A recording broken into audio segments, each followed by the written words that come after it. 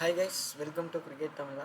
So இந்த வீடியோவில் பார்த்தீங்கன்னா நம்ம இது வரைக்கும், அதாவது 2023 சீசன் வரைக்கும் யார் எல்லாமே அதிகமாக ரன் ஸ்கோர் பண்ணியிருக்காங்க அப்படின்னா, மொத்தமாக டோட்டலாக ஃபஸ்ட் சீசன் ஒன்லேருந்து பார்த்தீங்கன்னா 100 ரன் அடிச்சிருப்பாங்க. சீசன் 2ல் இன்னொரு 100 ரன் அடிச்சிருந்தா மொத்தம் 200 ரன்.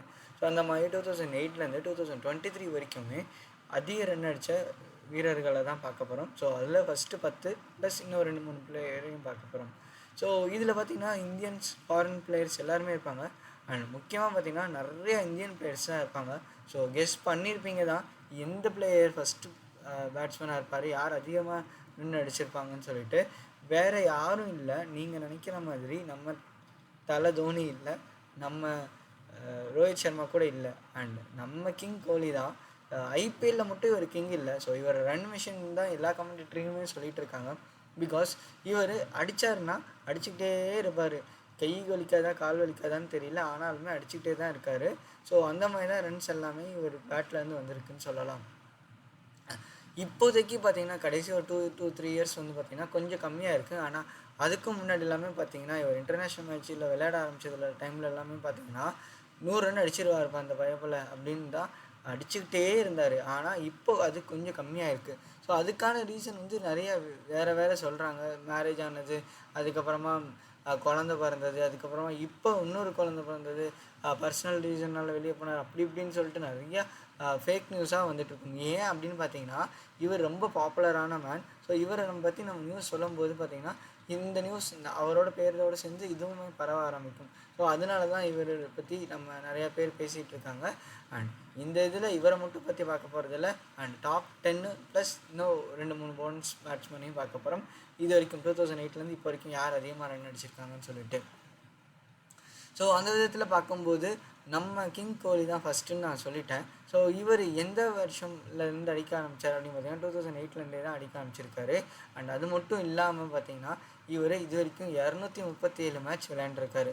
அதில் 229 இன்னிங்ஸில் வந்து பேட்டிங் ஆடிட்டார். அண்ட் இதில் வந்து பார்த்திங்கன்னா நம்பர் ஆஃப் நாட் அவுட்ஸும் இவர் தான் இது வரைக்கும் லீகில் அதிகமாக இருக்கார். எவ்வளோன்னு பார்த்தீங்கன்னா 34 ரன். மொத்தமாக எவ்வளோ ரன் அடிச்சிருக்காரு அப்படின்னு பார்த்தீங்கன்னா 7263 ரன் அடிச்சிருக்காரு. ஒரு இன்னிங்ஸில் ஒரு விளையாண்ட ஹையஸ்ட்டு ஸ்கோர் வந்து பார்த்திங்கன்னா 113 ரன்னு. அண்ட் இதில் வந்து பார்த்திங்கன்னா இவர் ஒரு நல்ல ஸ்கோராகவே தான் எல்லா மேட்ச்லேயுமே அடிச்சிட்ருக்காரு. அதாவது ஆவரேஜாக பார்த்திங்கன்னா 37 ரன் அடிச்சிட்ருக்காரு ஒவ்வொரு இன்னிங்ஸ்லையும். இதுவே ஒரு பெஸ்ட்டு ஸ்கோராக தான் இருக்குது இப்போ வரைக்குமே இந்த ஐபிஎல்னு எடுத்துக்கிட்டா. அண்ட் இதை மிஞ்சுறதுக்கு இதுக்கு அடுத்து இருக்கிறவங்க பார்த்திங்கன்னா ஷிகர் தவான். ஸோ இவருமே இந்தியன் தான். அண்ட் இவர் விளையாண்ட டோட்டல் மேட்ச் பார்த்திங்கன்னா 217 மேட்ச். ஸோ அண்ட் மொத்தம் இன்னிங்ஸ் எவ்வளோ இருக்குன்னா ஒரு இன்னிங்ஸ் மட்டும் விளையாடல, மற்ற எல்லா இன்னிங்ஸுமே விளையாண்டுருக்காரு. So number of not out வந்து 29. And total number of runs வந்து பார்த்திங்கன்னா 6617 ரன்ஸ் அடிச்சிருக்காரு. அண்ட் நாட் அவுட்டாக போனது பார்த்திங்கன்னா 29 டைம்ஸ் வந்து நாட் அவுட்டாக போயிருக்காரு. ஹையஸ்ட் ரன் வந்து 106 run not out. So last season பாதியிலே வெளியே போயிட்டார். இருந்திருந்தால் மைட் பி இன்னொரு 100-200 ரன் கூட அதிகமாக வந்திருக்கும். அண்ட் ஒரு மேட்சுமே 5-10 மேட்ச் விளையாண்டுருப்பாருன்னு தான் நான் நினைக்கிறேன். இவரோட ஆவரேஜுமே பார்த்திங்கன்னா 35 ரன் இருக்குது. ஸோ 200 இன்னிங்ஸில் 35 ரன் அடிச்சுட்டு இருந்திருக்காரு. ஸோ அப்படி பார்த்தீங்கன்னா ஒரு சில இன்னிங்ஸில் வந்து 50க்கும் மேற்பட்ட ரன் அடிச்சிருப்பாங்க. அண்ட் நிறைய இன்னிங்ஸில் வந்து 100க்கும் மேற்பட்ட ரன்ஸுமே அடிச்சிருப்பாங்க. ஸோ இந்த மாதிரி அடிக்கும்போது பார்த்திங்கன்னா இவங்களுக்கு என்ன ஆகும் அப்படின்னா ஒரு சில மேட்ச்சில் வந்து டக் அவுட் ஆவாங்க, ஒரு சில மேட்ச்சில் 5-10 ரன்னில் அவுட் ஆவாங்க. அது எல்லாமே ஈக்குவேட் ஆகி அந்த ஆவரேஜில் போய் முடிஞ்சிடும். ஸோ இவங்க இந்த மாதிரி செஞ்சுரி இந்த மாதிரி 50 ரன்ஸுக்கு மேலே அடிக்கிறதுனால தான், நிறைய மேட்ச் அடிக்கிறதுனால தான் இவங்களோட ஆவரேஜ் வந்து 30க்கு மேலே இருக்குது. ஸோ அது ஒரு டீசென்ட் ஆவரேஜ்னு சொல்லலாம். ஸோ இந்த ஆவரேஜை வந்து டேவிட் வார்னர் 3rd பேட்ஸ்மேன் இருக்கார். ஸோ இவருக்கு பார்த்திங்கன்னா 41.54. ஸோ மேட்சஸுமே பார்த்திங்கன்னா கம்மியாக தான் விளையாண்டுருப்பார். 176 மேட்ச்சில் 22 நாட் அவுட் ஆடிருக்காரு. ஆனால் ஸ்கோர் வந்து பார்த்திங்கன்னா 6397. கிட்டத்தட்ட அவர் ஷிகர் தவான் ஸ்கோருக்கு இன்னும் 300 ரன் தான் இருக்குது. அதுவும் இந்த சீசனில் 2024 ஐபிஎல்லில் வந்து க்ராஸ் பண்ணிவிடுவாருன்னு சொல்லிட்டு எல்லாருக்குமே தெரியும். ஏன்னா 300 ரன்லாம் அவருக்கு ஒரு ஃபஸ்ட்டு 3 மேட்ச்சில் அடிக்கிறதுக்கு கூட சான்சஸ் நிறையாவே இருக்குது. அண்டு இது இல்லாமல் பார்த்திங்கன்னா இன்னுமே அவருக்கு ஒரு 11 மேட்ச் கிட்ட இருக்கும். ஸோ மொத்தமாகவே 14 மேட்ச் இருக்கும். ஸோ அதில் பார்த்திங்கன்னா இவர் நிச்சயமாக 300 ரன் ஈஸியாக க்ராஸ் பண்ணிவிடுவார். ஆனால் ஷிகர் தவானோட அப்டேட் எப்படி இருக்குன்னு தெரியல, அவரோட ஃபிட்னஸ் எப்படி இருக்குன்னு தெரியல, அவரோட ஃபார்ம் எப்படி இருக்குன்னு தெரியல. பிகாஸ் எந்த ஒரு இன்டர்நேஷ்னல் மேட்சும் வரதுக்கப்புறம் அவன் விளையாடல, T20லையுமே எதுவும் விளையாடல. ஸோ தட் நம்ம வெயிட் பண்ணி தான் பார்க்கணும். அண்ட் ஷிகர் தவான் வந்து விளையாடுவாரான்றது வெறும் டவுட்ஃபுல்லி தான். அதே மாதிரி டேவிட் வார்னர் வந்து இன்னுமே ஃபார்மில் தான் இருந்துகிட்ருக்காரு. பார்ப்போம் என்ன நடக்குதுன்னு. So top 3 batsman Virat Kohli, Shikhar Dhawan, David Warner. IPL 2024ல் யார் வருவாங்க? ஸோ இந்த ஸ்கோரில் ஏதாச்சும் சேஞ்சஸ் இருக்குமா? யாராச்சும் ஏதாவது சேஞ்சஸ் பண்ணுவாங்களா? இல்லைனா எந்த மாதிரி விஷயங்கள் நடக்கிறதுக்கு வாய்ப்பு இருக்குதுன்னு நீங்கள் நினைக்கிறீங்கன்றதை கமெண்ட் செக்ஷனில் சொல்லுங்கள்.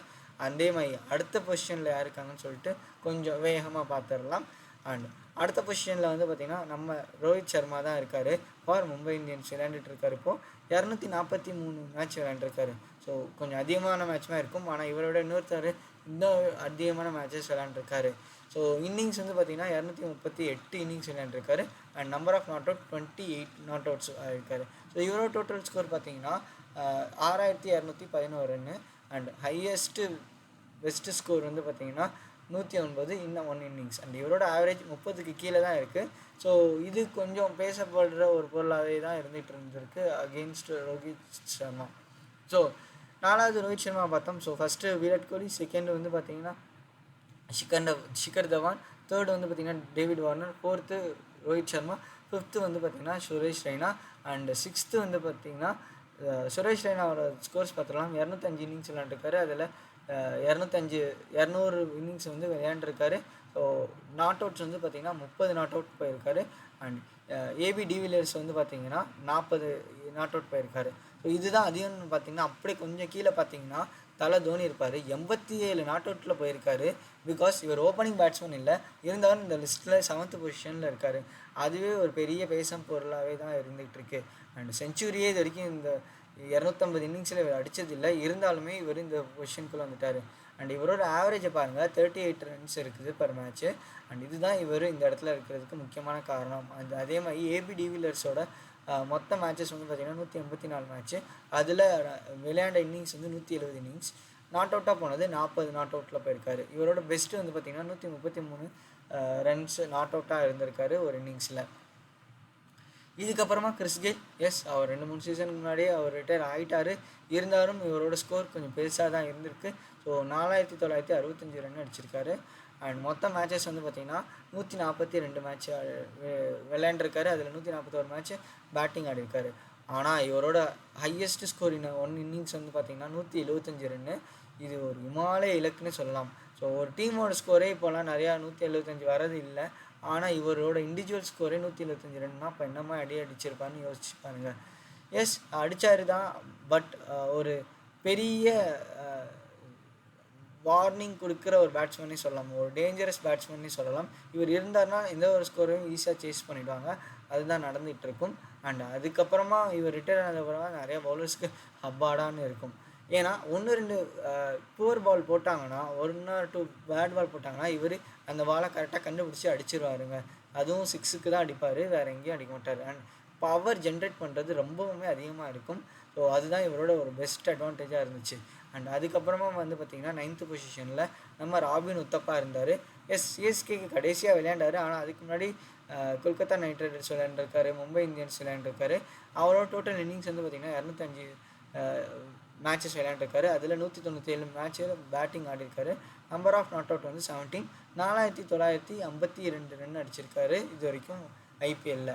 அண்ட் இதுக்கு அடுத்து வந்து 10th பொசிஷனில் நம்ம தினேஷ் கார்த்திக் தான் இருக்கார். 242 மேட்ச்சில் 221 மேட்ச் வந்து விளையாண்டுருக்காரு. 46 நாட் அவுட் ஆகிருக்காரு.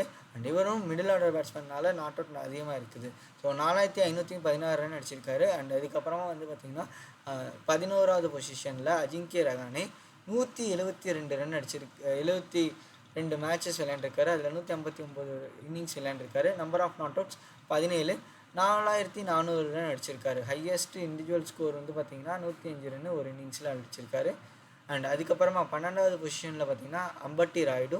ஸோ இவருமே மும்பை இந்தியன்ஸ்க்காக நிறைய இன்னிங்ஸ் விளையாண்டுருக்காரு. கடைசியாக வந்து பார்த்திங்கன்னா ரிட்டையர் ஆகும்போது சிஎஸ்கேல தான் இருந்தார். அண்ட் 204 இன்னிங்ஸ் 4 மேட்ச் விளையாண்டுருக்காரு. 187 இன்னிங்ஸ் விளையாண்டு 33 நாட் அவுட்டில் போயிருக்காரு. அண்ட் அதில் 4348 ரன்ஸ் அடிச்சிருக்காரு இது வரைக்கும். அதுக்கப்புறமா 13th பொசிஷன் கௌதம் கம்பீர். அதில் பார்த்தீங்கன்னா 154 மேட்ச் விளையாண்டுருக்காரு. அதில் 2 மேட்ச்சை தவிர்த்து மீதி எல்லா மேட்சுமே விளையாண்டுருக்காரு. 16 இன்னிங்ஸ் நாட் அவுட்டாக இருக்காரு. 4217 ரன் அடிச்சிருக்காரு. இவரோட ஹையஸ்ட் ஸ்கோர் வந்து பார்த்தீங்கன்னா 93 ரன். ஸோ இதுதான் அப்டேட் ஆன் ஹையஸ்ட் ஸ்கோர் பேட்ஸ்மேனுக்கு. ஸோ இதில் நல்லா பார்த்தீங்கன்னா பேட்ஸ்மேன்ஸ் ஃபாரினர்ஸ் வந்து ரொம்ப பேர் இருக்கவே மாட்டாங்க. Chris Gayle, AB de Villiers, David Warner இவங்களை தவிர்த்து எல்லாருமே இந்தியன்ஸ் தான். ஸோ யோசிச்சு பாருங்கள், எல்லாருமே இந்தியன்ஸ் தான் இருக்காங்க. ஸோ இந்த இடத்துல வந்து நம்ம நல்லா தான் விளையாண்டுட்ருக்கோம். ஒரு பெஸ்ட்டு டீம் இந்த வேர்ல்டுன்னு சொல்கிறதுல நம்ம பெரிய பெருமை தான் பண்ணணும்.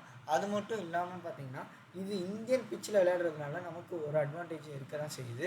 அதுலேயும் அந்த 3 பேட்ஸ்மேன்ஸை பெருசாக பேசி தான் ஆகணும். பிகாஸ் அவங்க ரொம்பவுமே சப்போர்ட் பண்ணி தான் இருக்காங்க இந்த பர்டிகுலர் கிரவுண்ட்ஸில். அதனால அவங்களுமே ஒரு பெரிய நல்ல இடத்துல தான் இருக்காங்க. ஓகே கைஸ், வீடியோ இதோட நம்ம முடிச்சுக்கலாம். So thank you for your love and support. Video பிடிச்சிருந்துச்சுன்னா லைக் பண்ணுங்கள். அண்ட் உங்கள் ஃப்ரெண்ட்ஸ் யாராச்சும் ஐபிஎல் ஃபேன் ஆனாங்கன்னா உங்களுக்கு இந்த சேனலை சப்ஸ்கிரைப் பண்ண சொல்லுங்கள். Thank you guys for your love and support.